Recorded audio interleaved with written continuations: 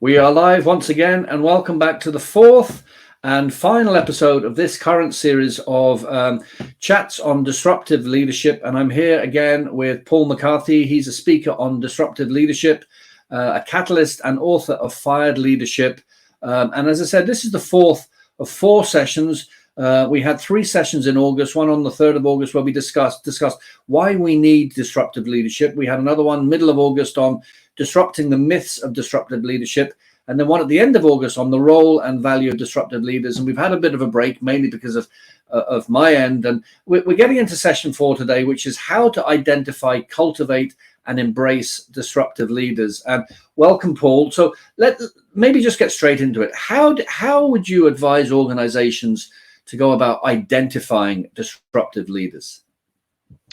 Yeah, and thank you again. Welcome. It's good to be back, and always enjoy these conversations as well as the conversations around the episodes too, and people that we've connected with in between the sessions. Yeah. So great to be back.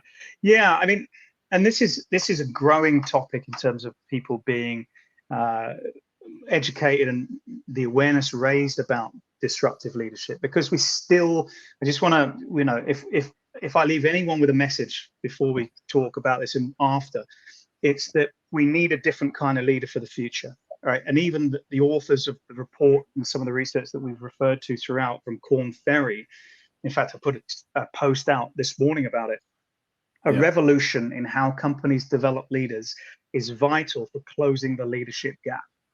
Like, we need a new kind of leader. So it's not a case of if, but when we start to identify these leaders. So how we can identify these kinds of leaders is by simply looking, we talked about the 6 qualities that disruptive leaders have when they're focused on being purpose orientated. They're enhancers, they're adaptable, they're divergent in their thinking, they're decisive in how they make decisions, and they're transparent. Yeah. Who around your organization has some of those qualities right now, firstly, right? So having a look around your organization and almost doing some kind of audit of your current leadership pool for people against those qualities, that's a great start. If you have nothing in place, i.e. you don't have a focused leadership recruitment strategy that looks at identifying disruptive qualities, if you don't have any documented processes in place, what you can do for no cost at all, just your time, is look at these qualities and see who you've got that matches them. That's the first thing I would do, because that would give you an idea of who you've got in your leadership pool that is either disruptive or has the potential to be disruptive. Yeah, that's the first thing I would do.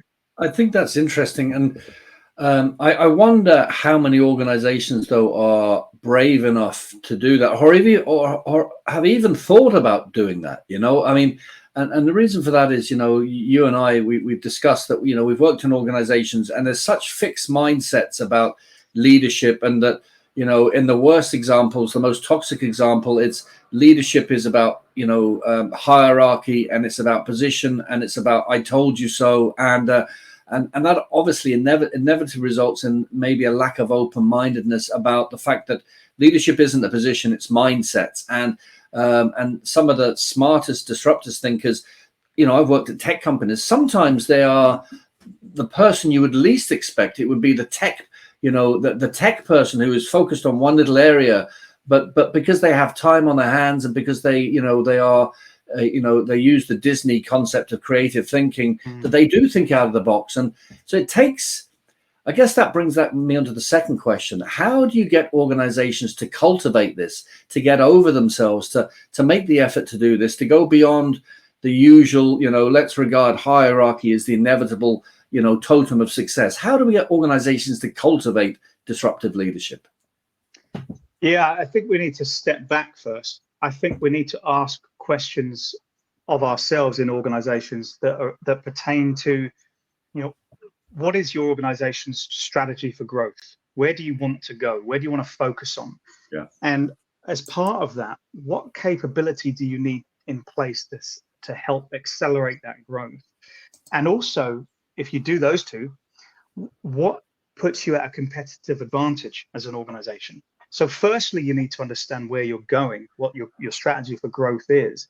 then I would talk with organizations, and I do talk with organizations about, are your leadership systems and processes, i.e. the way you identify, cultivate, and embrace leaders, are they geared up to be able to help meet your organization's strategy for future growth? Yes or no? Yeah.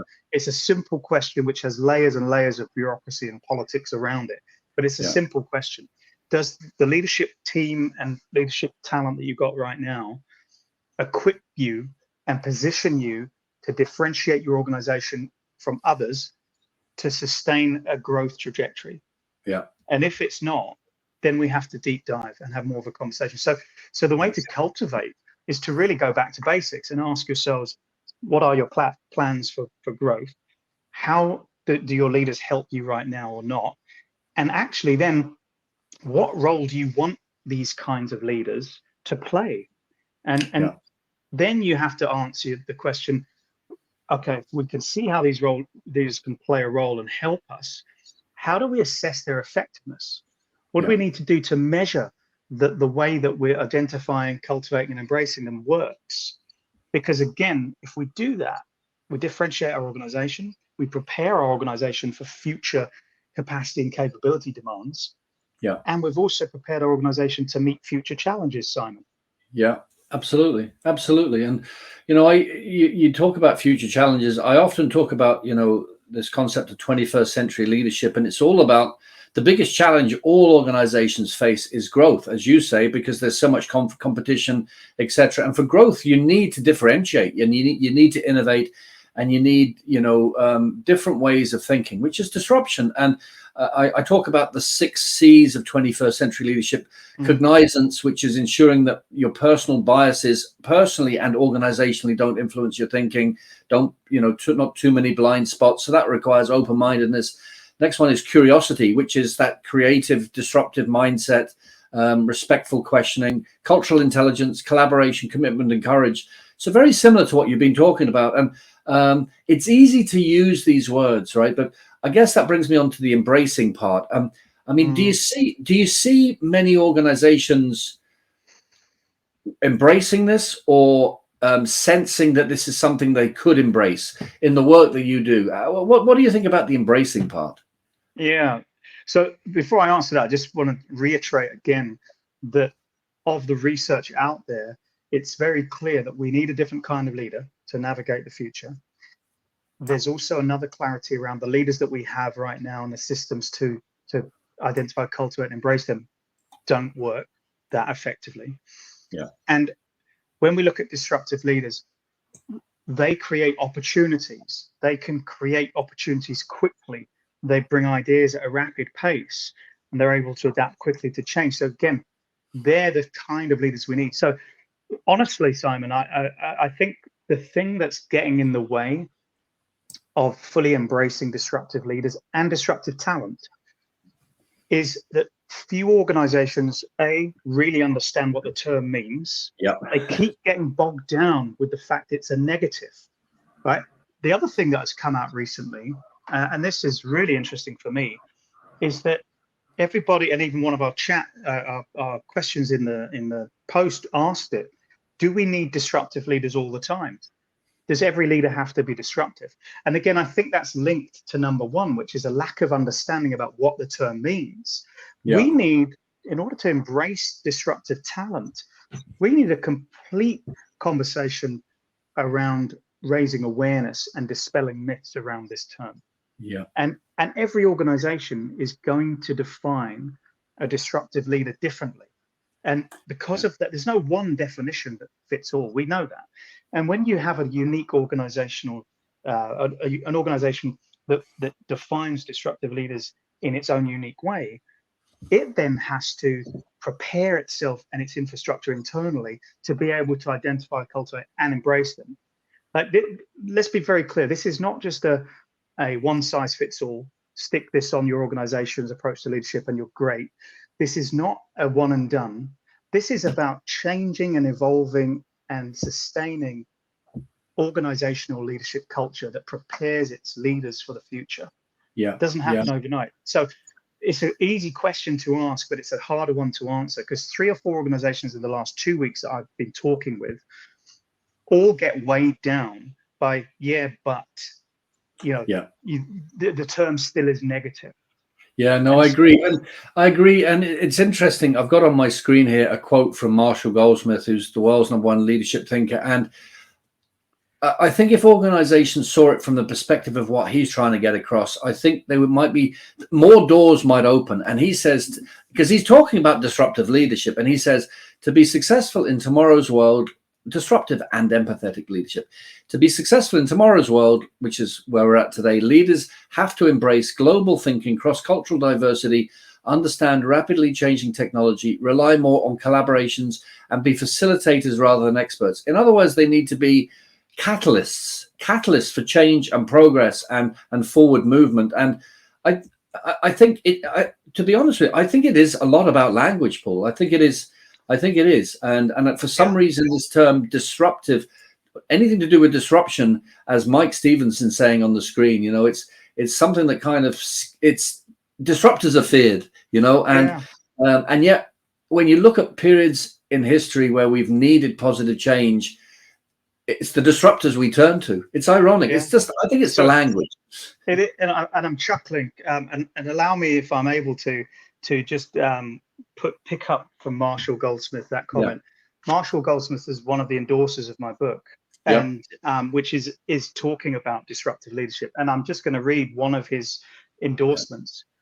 Yeah. If you're looking for a practical guide to leadership that resonates with authenticity, this is a must read. Right. And he goes further to talk about fired leadership. Now, the point of that is not a shameless plug of my book, but it's to say there's nothing wrong with that. He's done the 4 to 2 of my books. Yeah, but it's to say with conviction, Simon, that we're not asking for permission about whether we need to introduce a different kind of leader. It's happening. As I said many times publicly, the train has left the station. Organizations need to, at their own pace, determine their readiness and their appetite. Like, we can spend all the time we want arguing about the term disruptive leader, or we can start seeing the practical advantages that they bring and the value that they bring and what they generate in trust and retention. Now, someone said to me the other day, I won't say who from, but it was a great comment. You'll know who you are. Isn't the 6 qualities of a disruptive leader just great leadership? Yeah. Yes, you're right. It is. So why aren't we advocating that in our organizations? So I would kind of maybe springboard off that, Simon, and kind of ask us the question, which is, we get so bogged down with theories about leadership and it must fit into this box and this box. Why not create the environment that leaders of all different natures can flourish? Yeah, no, absolutely. It's a mindset. I wouldn't even say it's a flip.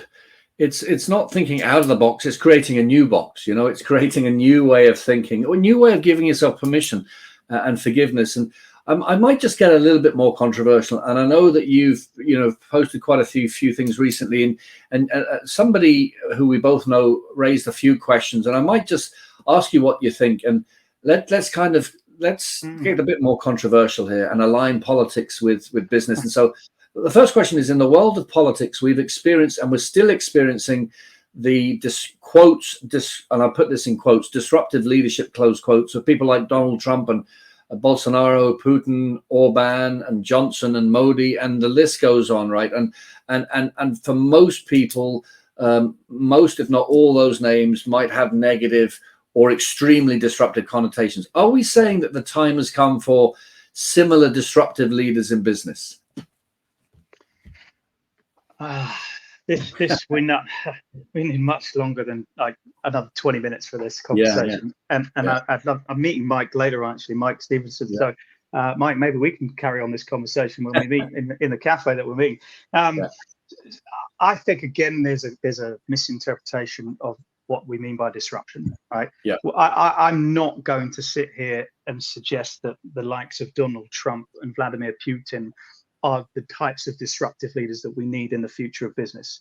There is, again, for me, that comment is a sign that we haven't understood the term disruptive in the way that the research and the trends are corroborating and showing us that we need to.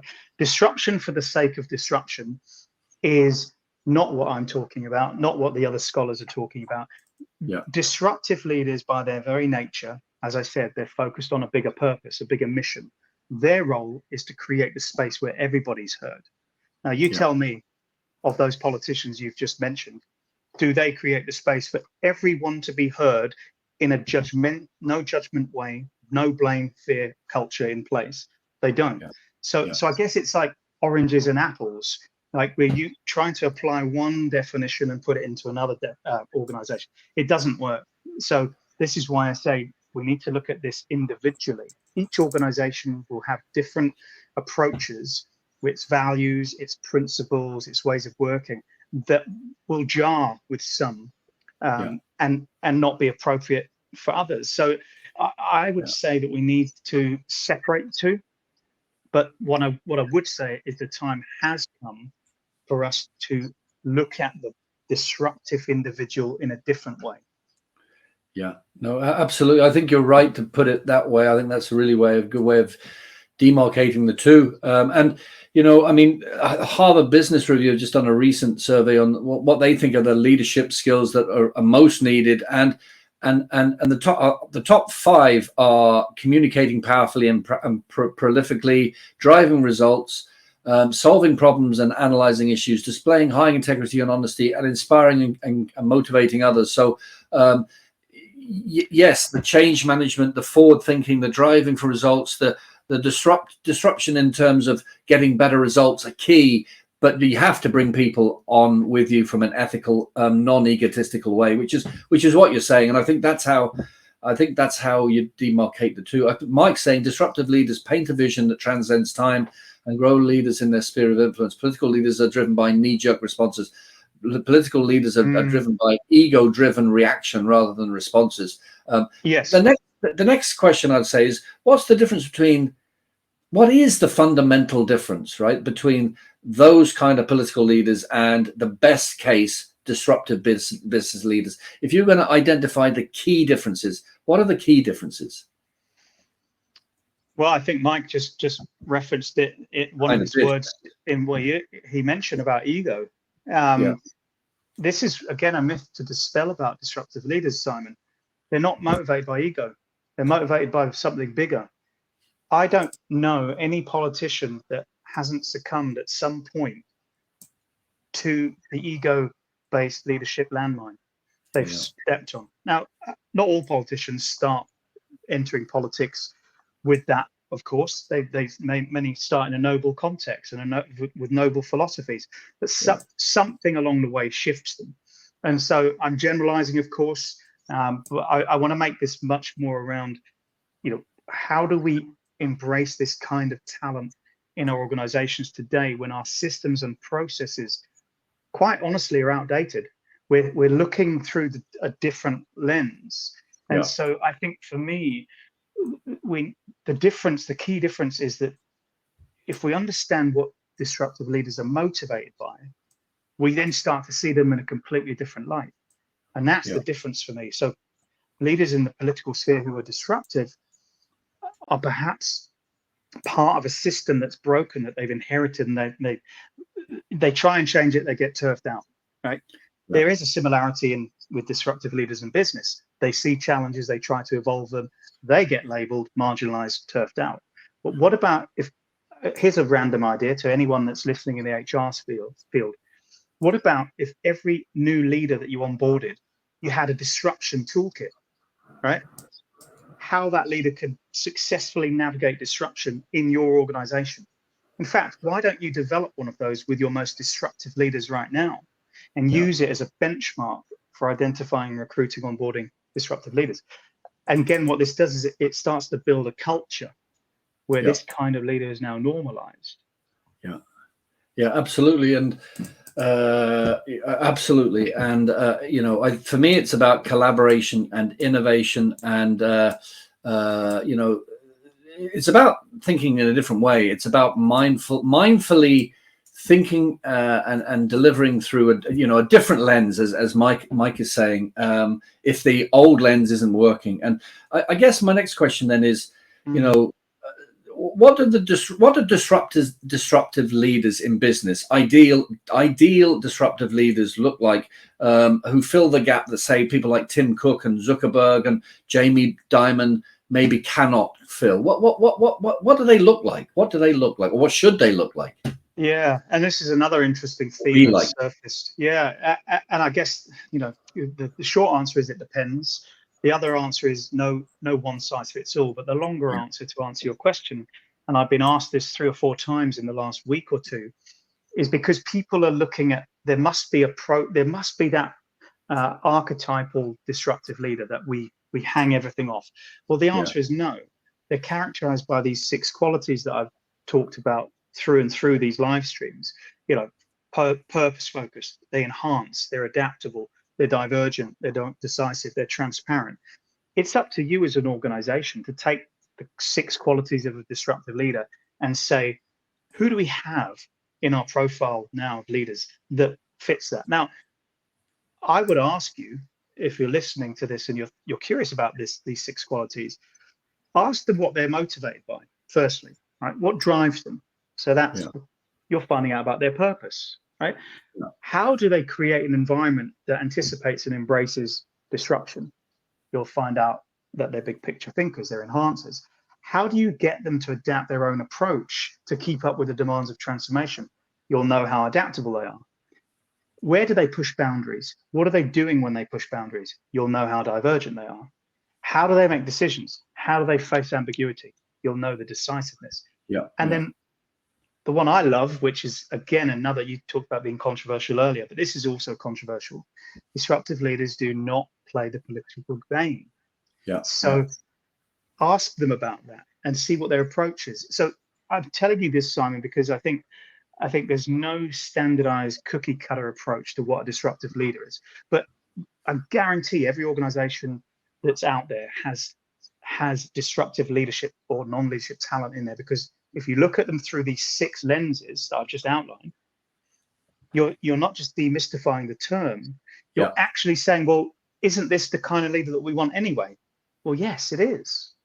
So to some critics that I've had, and they're quite right in their critique, is do we need leaders to be disruptive the whole time? Well, no, you don't. You need to contextualize it for your organization's requirements and the way that your organization works with leaders. So I would that's how I would answer your question in that field, because I think it still comes to me down to the fact that we have woefully misunderstood what the term means. No, I agree. I think, well, even worse, we've missed a huge opportunity, you know. And you know, I wrote an article a few years in Australia about collaboration plus innovation equals empowerment, and I'm just looking at it, and I was talking about innovation, you know, that which really is disruption, because innovation is thinking in a different way, which may result in something new. And I was talking about it's essential for leaders too, and to allow others to create time for thought and challenging ideas, think beyond the next most pressing issue. You need to have times where you're not doing your thinking and your planning, and the second thing then is creating a culture of what if, and accept that mistakes happen, you know, a permission for all staff to play what I call the innovation game, but within an environment of accountability, a safe fail rather than a fail safe. And the culture of organization underpins all this, and this comes from it's chicken and egg. The cultures come from the top, but you also need to have an environment that allows the right people to reach the top. And would you say that every business needs disruptive leaders? Is there any type of business that doesn't need them? That's a hard question. No, it's not. It's an easy answer. No, every organization in every capacity, be they frontline to financial services, to some public sector, to education, needs disruption. Now, that's predicated on the assumption that disruption actually leads to innovation, which leads to different ways of doing things, which increases efficiency, effectiveness. And actually, wouldn't every organization, whatever sector, want that? And that's a quick question to answer, yes or no. Do you want to generate ROI for your shareholders? Do you want to treat patients quicker? Do you want to diagnose patients quickly And what if the only thing standing in the way of reducing your patient misdiagnosis, for instance, levels, is looking at the way you do that differently? Yeah. Well, Yeah. that, in a sense, Simon, is what disruptive leaders do. They look at things differently. So I think we actually need to reframe the term disrupt. I said it right at the beginning 4 years ago when I started this path. We've normalized dysfunction in our organizations. Yeah. What about if we normalize disruption? And what about if we took the connotations of it being a negative away and we actually saw the value that these types of leaders bring? So to answer your question again, just to reiterate, we know from the research out there that the leadership pool in place is not ready for the future, to embrace the future. Yeah. The future is going to require more disruption, which requires more disruptive thinking, which leads to innovation. So every industry is affected. There is no single industry that will not be, unless you're living under a rock and unless you don't interact with anyone and have no political, economic, social, or technological requirements or needs, then yes, you don't need disruptors. But I haven't seen any organization, even, if we took it down the religion path. I agree. Like I'm working with a number of clients, but there's one client in particular, which is a very austere regulation body in Ireland, a very, very important body. And I've been coming to help the organization map a way forward for staff to take better ownership of their learning and development, right? And that's taking some real thinking, because on the one hand, there's an expectation that everything will be laid out for them and that they'll be given checklists, et cetera, and yet the organization also realizes that can make people lazy, and that they have to think for themselves, right? But then there's an element of trust here between the senior leadership and the staff, and trying to navigate a way through all that is fascinating, and some really interesting conversations coming out of it. And for me, that is about helping an organization optimize for success and growth, which is that's the ultimate outcome for all of this, isn't it? Yeah, and you just, one of the things that I talk about with some clients in this field, to link what you just said back in there around optimizing for success and growth. Every organization has to look at its own level of readiness for disruption and disruptive thinking. And so level of readiness, you're right. Every organization has this almost a scalability of it's got all these initiatives planned. It's pretty much like we did years ago when change fatigue became a thing, right? Yeah. Too much change happening too quickly. People they don't have the capacity, the capability, the competency. In the same way with disruption, every organization and every sector is going through some type of disruption right now and will do forevermore. What about just getting leadership teams together to actually plot that disruption and the impact of that disruption, and start using that as your scale to prepare people to determine how and when you need disruptive talent in place? And so it's all, that's just good strategic planning in general, right? It is. But so few organizations do that. But if you plotted the main disruptions in your industry and with your competitors and in your organization, you've got a blueprint. All of a sudden, you've got a roadmap to say, now we can use disruptive leaders to help us with this initiative. And we'll scale it so it happens in year 2 of our 5-year strat plan. Well, no one does strat plans anymore for 5 years, so what am I talking about? But it's kind of, there's a way to, it's like when you buy a new pair of shoes. Sometimes they're uncomfortable and you need a shoehorn to get them more comfortable. Yeah, that's what I'm suggesting that organizations do. Take this term at a pace that suits you and your organizational evolution. Trial it with a couple of projects and a couple of leaders that have these 6 qualities. See what outcomes you get from this pilot lab. Compare it to what you're doing and getting already, and you tell me what the delta shows you. It's interesting. There's an advert now with a shoe that has its own inbuilt flexible shoehorn. So you never know where this is going to lead you. You don't know. Apple is a great example. At the end of the 1990s, it was kind of not in a good place, and and they allowed certain engineers to come up with something, and they came up with the iPad, and the rest is history. And you never know what other innovations are lurking there, right? I mean, there's billions of innovations yet to be innovated, right? Inventions, innovations. So just in the interest of time, we've had 4 really fascinating chats. We started off with why we need disruptive leadership. Then we talked about disrupting the myths of disruptive leadership. Then we looked at the role and the value of disruptive leaders. And today we've been talking about identifying, cultivating, embracing. I guess just in the last minute or so, what if you, assuming some of the smartest CEOs out there who are ready to dive into this are listening or listen at some point, what key messages would you like to get out to them, Paul? How could you turn their ears? How could you really convince them to have a conversation? What key messages would you like to get out there? I'll talk about like just putting me on the spot for a last catch-all thing, but I think it's simple, and I haven't prepared this at all. No. The future requires a different kind of leader, a leader that's future ready. And we've shown time and time again over the last 4 years, the plethora of research, that those kinds of leaders are disruptive leaders. Well, that's the first message. The second message I want to leave people that you've asked me to think about is that organizations where leaders are not future ready are less able to adapt to changing business environments and needs. That's the second message. And the third message is, if you don't adapt to your changing business environment and needs, you will not, A, be competitive, B, you will not differentiate yourselves, C, you will not attract and retain the talent needed, and D, you're probably going to be looking for a new job as a CEO.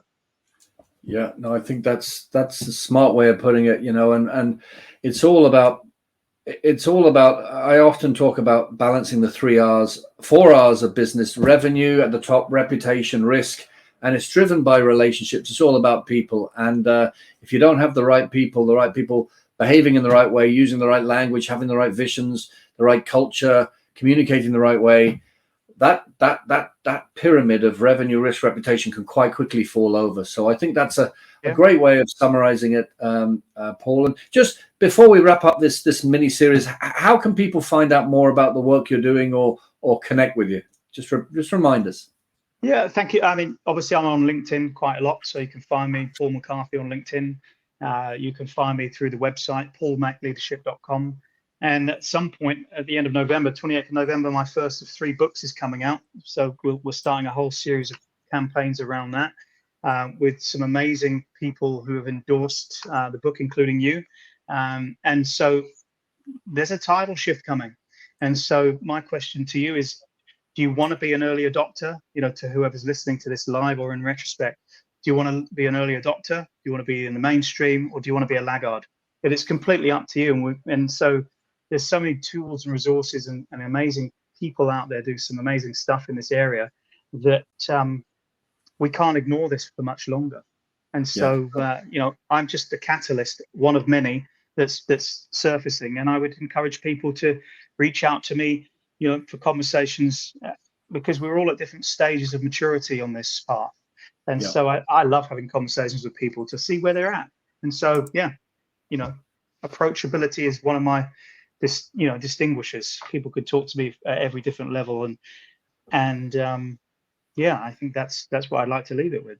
Yeah, no, that's great. And you and I plan on bringing something out together to kind of mark this series. And I think I always like the quote, if you always do what you always did, you'll always get what you always got. And if you're happy with what you always got as the basis for the future, then fine. But there's never been a business in history that is successful by standing still, and therefore it's inevitable that you need to think beyond that quote. If you always do what you always did, you'll always get what you always got. And just on a personal perspective as well, I often think it all starts with how we think about ourselves. And I've been through my own journey as well, and a 3-step journey. Number 1 was I accepted that my capabilities are worthy, and then it allowed me to match my confidence with my capability a bit better, which allows you to think more disruptively. And then the second thing is that I accepted that I'm quite good at visualizing outcomes and bringing others on a journey, which empowers me and them. And then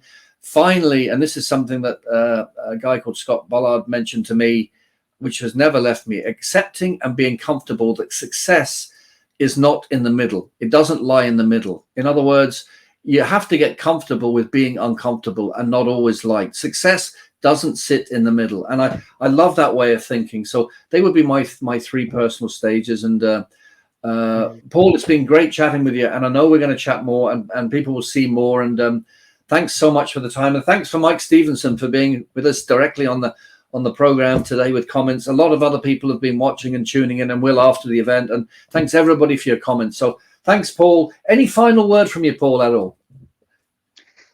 Yeah, I think basically, if I could leave one final message, is be open to redefining what disruption means for you, and not in this age where we have 15 seconds of time before someone scrolls and we're influenced by other people that we'll never meet.